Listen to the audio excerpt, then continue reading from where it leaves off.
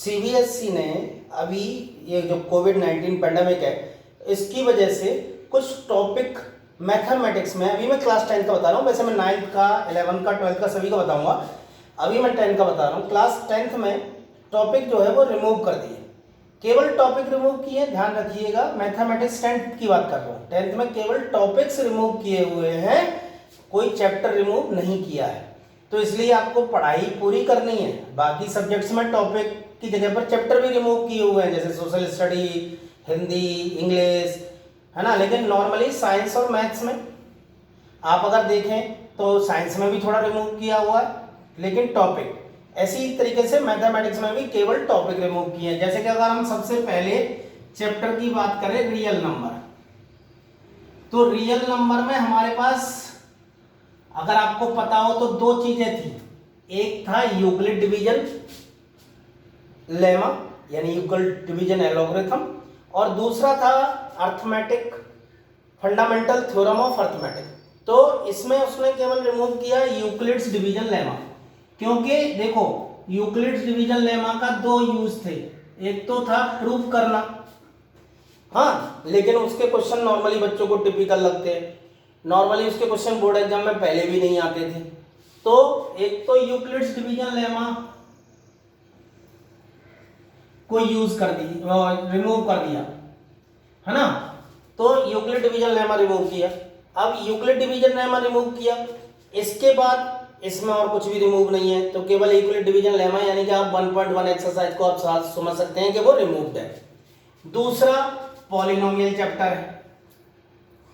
तो अगर हम पॉलिनोमियल चैप्टर की बात करें तो इसमें जो कुछ भी उसने रिमूव किया वो किया क्या चीज, आप बताओ।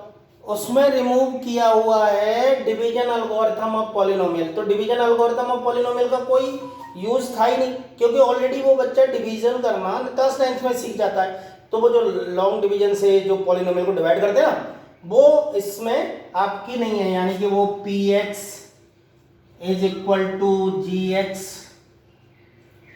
इंटू qx प्लस rx, यानी ये वाला हटा दिया। तो इसका कोई वैसे भी यूज था नहीं, ठीक है। इसी तरीके से अगर हम लीनियर इक्वेशन की बात करें, यानी कि pair of linear equation,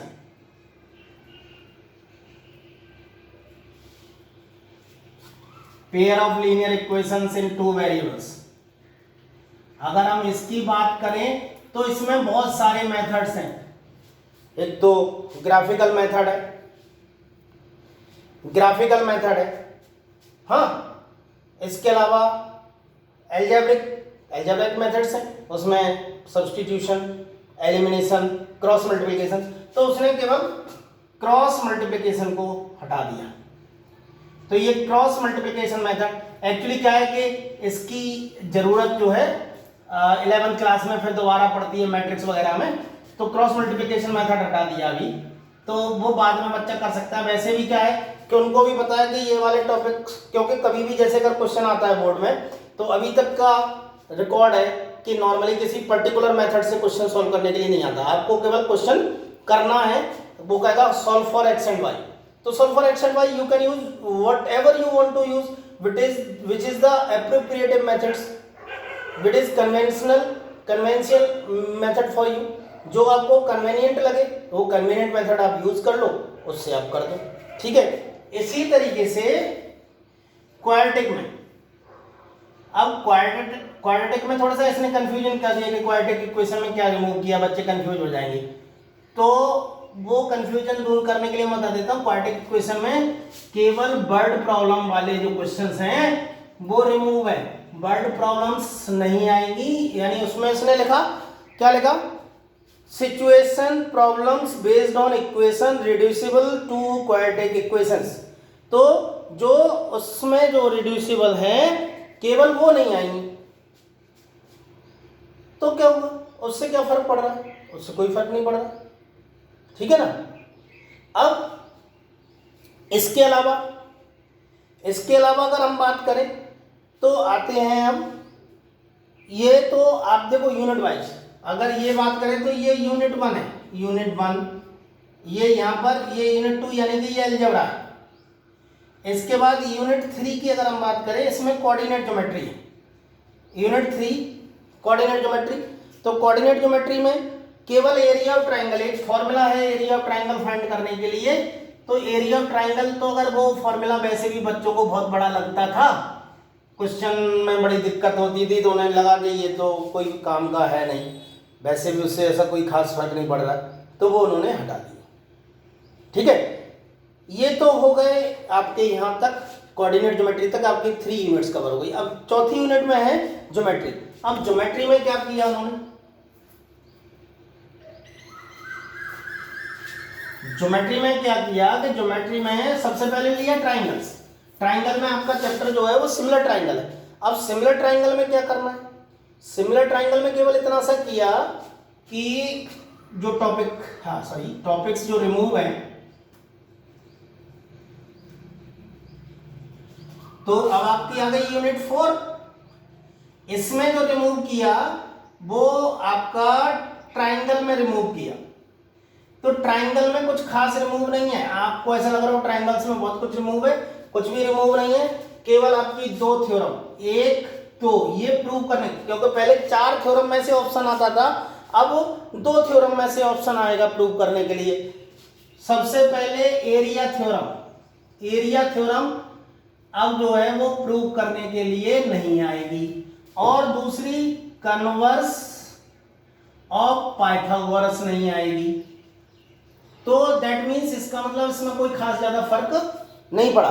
converse of Pythagoras मत आए क्या फर्क पड़ता है ना। इसके बाद सर्कल में कोई डिलीट नहीं किया, कुछ भी सर्कल के अंदर एज इट इज रखा है, सर्कल में कोई भी डिलीट नहीं किया है। इसके बाद कंस्ट्रक्शन, तो कंस्ट्रक्शन में 2 पार्ट। अब क्योंकि सिमिलर ट्राइंगल में बहुत कुछ रखा है, कंस्ट्रक्शन में उसमें ज्यादा कुछ किया नहीं है, सर्कल में डिलीट नहीं किया बिल्कुल भी, तो इसलिए इन्होंने क्या किया, अगला जो टॉपिक लिया वो कंस्ट्रक्शन। चैप्टर पर नहीं लिख रहा हूं, यहाँ पर मैं लिख रहा हूं कि कौन कौन से टॉपिक कहां से डिलीट किए। तो कंस्ट्रक्शन जो चैप्टर है, उस कंस्ट्रक्शन चैप्टर में से इन्होंने पहली एक्सरसाइज, यानी कि जिसमें ड्रॉ सिमिलर ट्राइंगल थे, यानी कि आपको जो सिमिलर ट्राइंगल का जो ड्रॉ करना था वो अब आपको नहीं करना है। यानी कि उसमें 2 तरीके के, एक सिमिलर ट्राइंगल पर डिपेंड है और दूसरे सर्कल पर डिपेंड है। तो सिमिलर ट्राइंगल का हटा दिए, सर्कल वाले रखे, तो इसलिए उसमें कुछ भी नहीं है। ये कंस्ट्रक्शन का हो गया। तो यहां तक आपका ये ज्योमेट्रिकल पोर्शन कंप्लीट हो गया। दूसरा आता है ट्रिग्नोमेट्री। तो ट्रिग्नोमेट्री में उन्होंने क्या किया है, ट्रिग्नोमेट्री में एक तो वो बोल रहे हैं कि द रेशियो, एक तो बोल रहे हैं कि motivate the ratio whichever are defined at 0 degree and 90 degree, यानी 0 डिग्री और 90 डिग्री पर रेशियो। ये ट्रिग्नोमेट्री की बात कर रहा हूं, यूनिट हो गई आपकी 5। हाँ, तो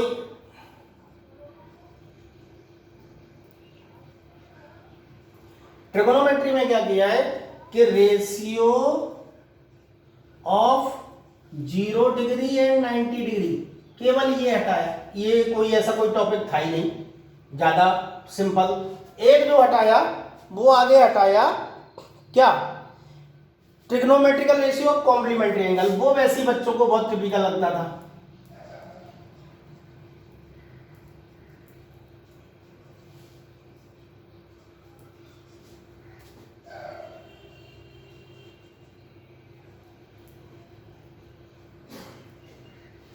trigonometrical ratio of complementary angles वो हटा दिया, तो वो वैसे ही बच्चों को बहुत ज्यादा टिपिकल लगता था। इसके अलावा हाइट एंड डिस्टेंस चैप्टर है, वहां से 4 मार्क्स का क्वेश्चन आता है और वो बहुत काम का चैप्टर है, इसलिए उसमें से कुछ भी नहीं हटाया, वो आपको एज इट इज ऐसा का ऐसे ही रखा है। इसके अलावा अब आता है मेंसुरेशन। मेंसुरेशन मीन्स एरिया और वॉल्यूम्स बेस्ड वाले जो क्वेश्चन है। तो जब वहां पर अगर हम बात करें एरिया और वॉल्यूम की, तो नॉर्मली क्योंकि यहाँ पर आपका सॉलिड फिगर्स हैं, तो सॉलिड फिगर्स में आपका एक जो टॉपिक है वो था एरिया रिलेटेड टू सर्कल, यानी कि 2D फिगर में एरिया रिलेटेड टू सर्कल था। तो उसमें केवल एक क्वेश्चन था 120 डिग्री की वैल्यू रखने वाला। तो उन्होंने कहा 120 डिग्री की वैल्यू, क्योंकि हम 90 डिग्री तक पढ़ाते तो 120 तक का क्यों रखेंगे, तो इसलिए 120 डिग्री का क्वेश्चन हटा दिया। Problem on central angle of 120 degree. तो अब आपकी ये यूनिट आ गई, यूनिट 6 मेंसुरेशन। ठीक है, सबसे पहले यूनिट थी आपकी रियल नंबर सिस्टम वाली, फिर आपका था अलजेब्रा, अलजेब्रा के बाद ज्योमेट्री, ज्योमेट्री के बाद ट्रिग्नोमेट्री, और ट्रिग्नोमेट्री के बाद मेंसुरेशन। तो मेंसुरेशन में केवल आपका जो टॉपिक है वो हटाया, कौन सा, प्रॉब्लम ऑन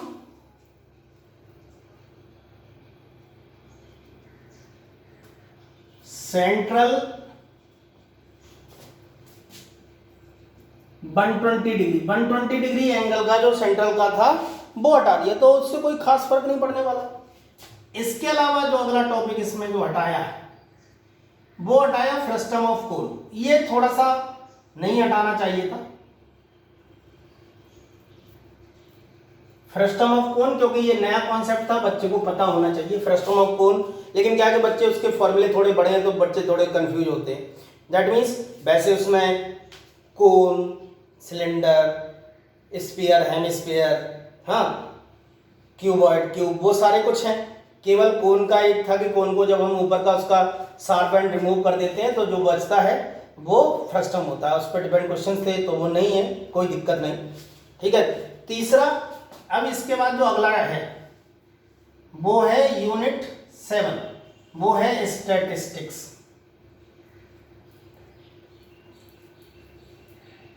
अब स्टैट में क्या हटाया, स्टैट में एक तो मीन फाइंड करने के बहुत सारे मेथड थे, तो उसमें से एक स्टेप डेविएशन मेथड हटा दिया। वैसे बच्चों ने वो 9th क्लास में भी पढ़ा हुआ है स्टेप डेविएशन मेथड। वो स्टेप डेविएशन मेथड को हम तब यूज करते हैं जब हमारे को बहुत बड़े नंबर्स का मीन फाइंड करना होता है। जब बड़े नंबर का मीन फाइंड करना है तो स्टेप डेविएशन मेथड लगाना है, अदरवाइज नहीं करना है। इसके अलावा एक दूसरी चीज है वो क्यूमुलेटिव फ्रीक्वेंसी ग्राफ।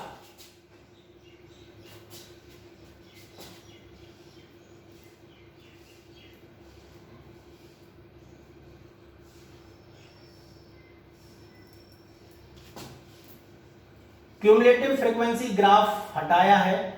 अब क्यूमुलेटिव फ्रीक्वेंसी ग्राफ को हम ओगिव या ओजीव भी बोलते हैं, तो ये हटा दिया। ये वाला भी बच्चों को थोड़ा टिपिकल लगता था, तो उसका मतलब उसमें mean, median, mode as it is है। आपको सारे मेथड्स यूज करने हैं, और इसके अलावा प्रोबेबिलिटी में कुछ भी हटा नहीं है। तो दैट मीन्स मैथमेटिक्स में ऐसा कुछ ज्यादा हटा नहीं बेटा, आपको पूरी पढ़ाई करनी पड़ेगी। केवल वो उन्होंने वो टॉपिक हटा दिए नॉर्मली जिनके क्वेश्चन वो वैसे भी नहीं देते हैं एग्जाम में, तो जो नहीं देते हैं वो हटा दिया है।